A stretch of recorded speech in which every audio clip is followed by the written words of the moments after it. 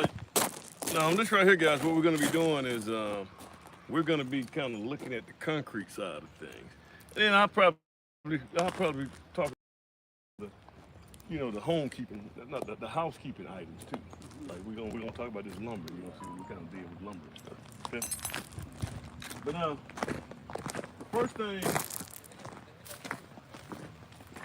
I know it's hot out here, guys, but first thing they do in a subdivision, guys, they put these utilities in. And everything here if you look around, everything here is underground. So you don't have any no power poles and stuff like that. So everything has. And here's the thing, I'm gonna tell you something else too. A lot of stuff that you look at this neighborhood, you're like, man, this kind of flows. It looks nice here, and you're trying to figure out why in the world it looks nice because there's so many covenants and restrictions here. Like on the kind of shingles, they have an ARC department there's a certain style house you have to build here.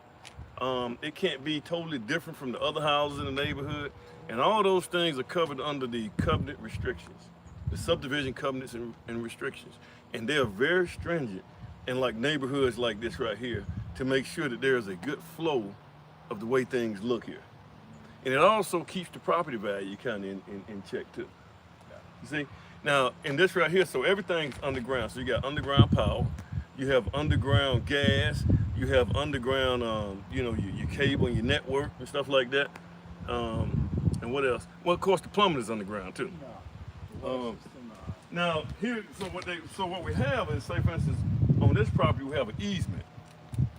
You guys know what the easement is. Easement is it's actually belong to you, but it's controlled by the municipality. Well, not the municipality, but it's controlled by the utility companies. Does that make sense? Okay. And what that means is it's about 10 feet from that sidewalk to around about right here. See, this right here belongs to you as a homeowner, but the utilities have the first rights on this right here little area right here. So they run their underground. See, it's already ran.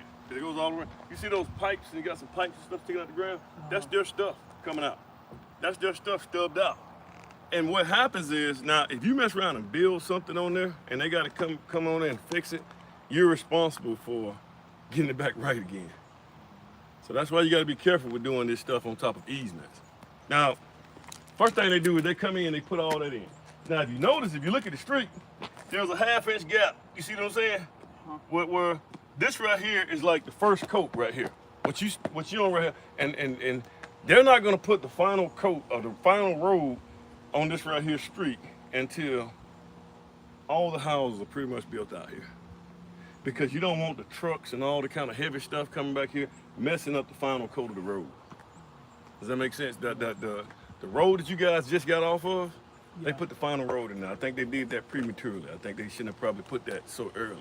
But they went on ahead and did it because the city. Yeah, the road was real pretty. But see, you got too much construction that's going on over there. What's going to happen is these big heavy trucks are going to tear that road up, and now they're going to be having problems. Does that make sense? Yeah. So what you want to do is, this is how you want to do it. You want to get all these houses all the way around here. You see all this? You get all these lots down here. See all these lots down there? They need to get built out. You need to build all these houses out. And then once you build them all out, there's no more real heavy machinery, no concrete trucks and stuff like that. It's going to be messing up the roads. So then that's when you want to do your final coat, final road coat. So that's why we got a 1/2 inch right here. Okay? And then these are your gutters. So they put these gutters down first. So these gutters go all the way down. And these gutters take all this water. Come on up here, man. You can kind of see the inlets. And this is where the storm water goes. So it's coming down here, guys. Everything flows downhill. And notice that, y'all remember we talked about those things that make those, it moves real slow, and it's constant putting concrete in it, and it keeps going. That's how these right here were made. But when you get here, Gutter right over here on the yeah, every so often we got gutters. So we got one here, and you got one like a manhole here. That's for your clean out. So you get in there, you can clean those out, because those things you see how those rocks and stuff already get in there? You can get it, that stuff can get down in there, and it can clog it up. So you have a person that can get in here and clean that stuff out. They can open that up. You got that? You- yeah. And this right here is a nice little contraption here. This keeps all the leaves and stuff from impacting the gutters. And notice that we're gonna have typically gonna have a joint. When we talk about those concrete joints, we're gonna have one every 10 feet. Notice how we have one of them every 10 feet. So you want to know what 10 feet look like? That's what it look like right there. See that? Okay. 10 feet, and you have those.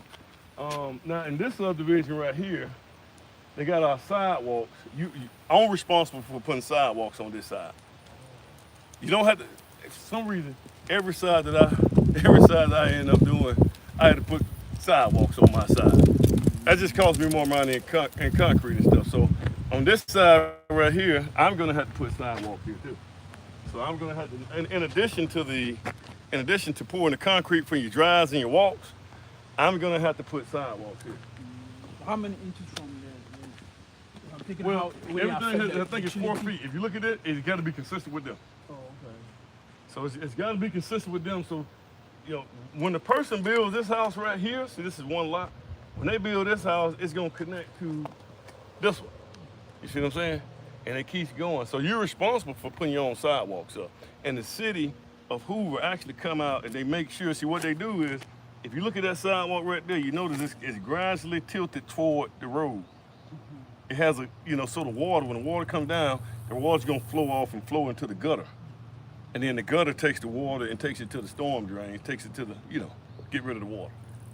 Does that make sense?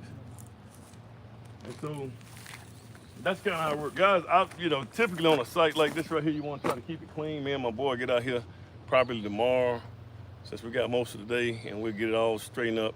And we'll try to get it to where we can send some of this lumber back. You want to make sure we got a lot of lumber out here that can be sent back. And so we want to send that lumber back because ain't no telling, it's probably $3,000 just sitting right here, ready to go back.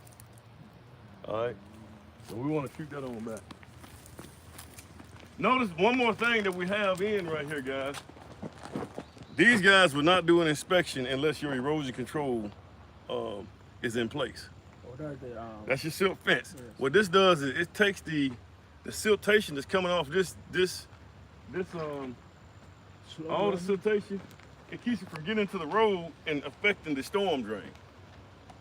So you got to make sure this stuff is in place before you can do anything. And they check it every time they come out here for an inspection.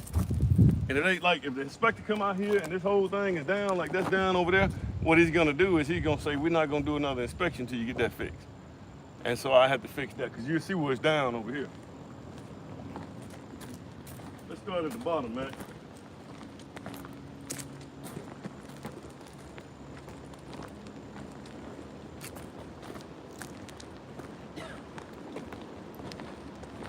Ooh, that sun is hot, ain't it?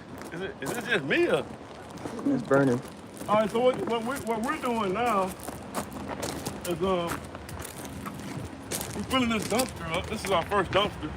What I do is I fill this up. I take all this stuff down here.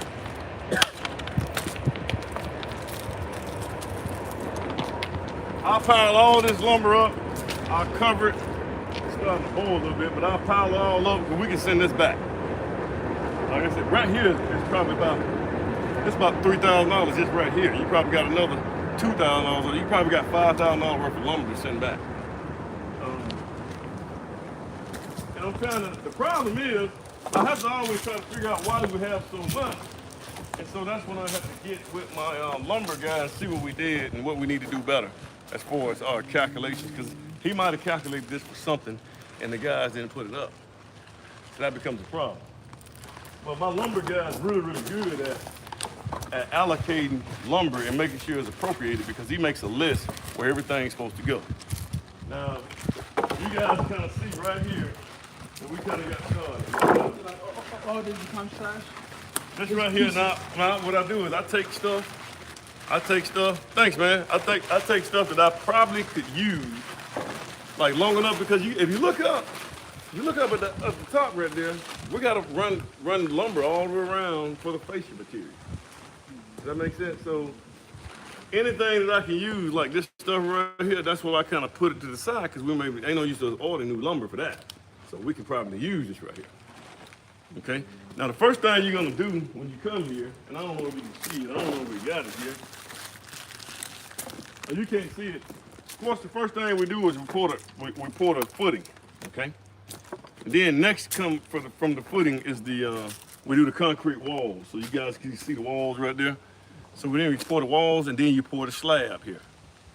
Now right here, you guys kind of come in here.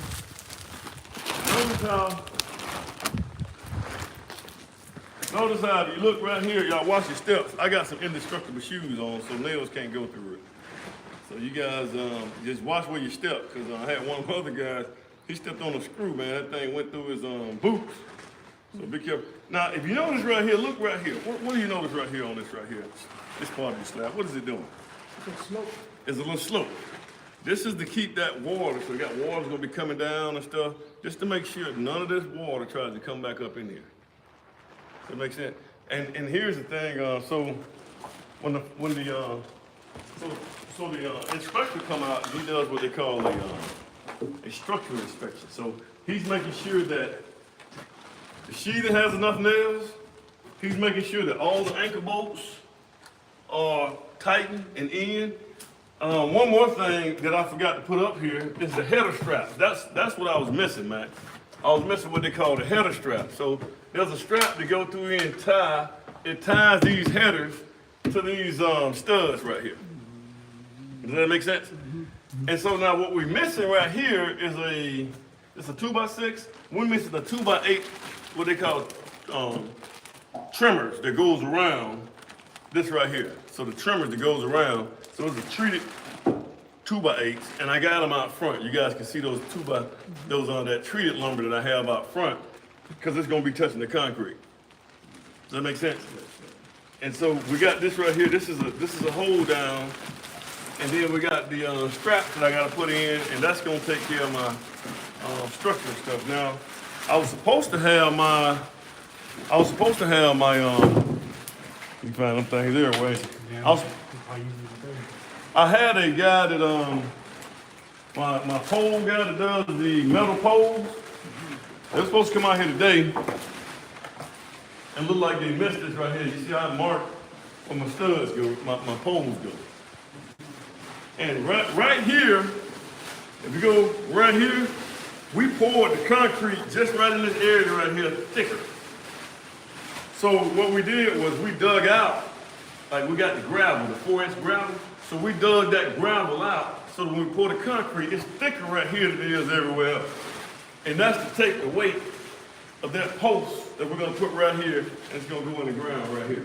I mean, it's gonna go in the slab right here. And then we got another post over here. I go ahead and mark where these posts are gonna be. And the reason I mark them is because I really don't want them guys trying to figure stuff out. Look at this right here, so you can see right here, see all that weight coming down right there? So you got like if you got four studs here, you need to have 4 here. Typically what needs to happen is you need to have it needs to be wider than what you have up here. So if you got 4 of those, I need to get one more stud that goes all the way up right here, carrying that weight down. That's a lot of weight. And you don't want this right here to start deflecting. Like I can kind of see it starting to deflect a little bit, so they're gonna have to jack this up just a little bit. It's deflecting over here as well. You see that? You see how it's deflecting? It's starting to sag right here. That's why we need those posts in as soon as possible. So just like parts of weights. Like water here, something here? Come on, right here? Well, no, this right here is, in the slab right here, that's where you can put we ran some plumbing up under here. So this right here is a toilet, and this right here is a shower. And so we just went on here, what we'll do is, we'll go ahead and stub out the plumbing that we can have up under the ground. Now all my water here, all my plumbing right here. You see this big hole in the ground right here? It's stubbed out. I got a little pipe that comes up on the slab and goes out right here. And that's why all my water's gonna come out. And then we're gonna have to run it over here and we're gonna have to pump it back up. We gotta put a pump in this house to pump that water back up here. That's a lot of work. That's about $4,000 right there. Never even knew. Before I even started building, I never knew about this right here. So typically, guys, when you have items like this right here, you gotta go find it somewhere in your budget. You gotta go through. You might wanna write things up, I don't know, to where you won't miss out, you know. So, questions, anybody? They put this on plumbing, right? This regular, like the regular, like, city water or something? Correct. Okay. I said, I don't think they put the. No septic tank. Yeah. I think No, they no put that. septic tanks in here. I like the sewer. It's expensive. I mean, here's the thing: the cost for doing septic tank and city sewer is about the same thing. They're very close. Pay a lot more than city water. Well, no, not talking about the one, talking about for the sewer. Oh. Well, let me take that back. The cost that it cost me as a builder to make the connection is about the same. It may be just a tad bit more expensive with the sewer versus septic. Because Jefferson County and, you know, you guys know what's going on with the sewer stuff, so their fees are really, really high. Right now, and they go up every year. I mean, I think it's like maybe $330 per fixture. So they go through and they count all the fixtures. That's a fixture, that's a fixture, that's a fixture. So they count all those fixtures and all the fixtures we're gonna have upstairs, multiply by about, let's just say $350. And when you multiply that out, that's your sewer, your sewer fee, sewer tax. That's what you're gonna pay. That make sense? And you only put these boards on the quiet floor on the first floor, right? Which one? These quiet floor things, you knock. George? Yeah. Yeah, no, we did it on the second floor too. You doing the second floor too? Yeah. Some things, when I used to do electrical work, some things, you just keep knocking out like hammer. Yeah, man, this is ideal, man. I mean, it's stronger too, guys. It's stronger, and you notice you can span longer. Less likely to have squeaky floor too. That's right, because you're not gonna have to worry about it bending and bowing out. You see what I'm saying? You're not worried about the dimensional lumber. You know how when the water leaves it, you can see some of that lumber right there is already starting to bow. So imagine I had that here. That's what you're gonna have. Since this right here is engineered, you got glue and you got compressed chips and stuff like that. It's stronger, like I said, it's stronger. As long as you keep them stiff. As long as those stiffness at the top and the bottom haven't been damaged and you can keep it stiff, it's a much better product. Dad, Yeah. your phone's gonna die. Huh? Your phone's at 20%. All right, just kill it. All right, close it. And end it when it say end. Yeah, end it. All right, and then we have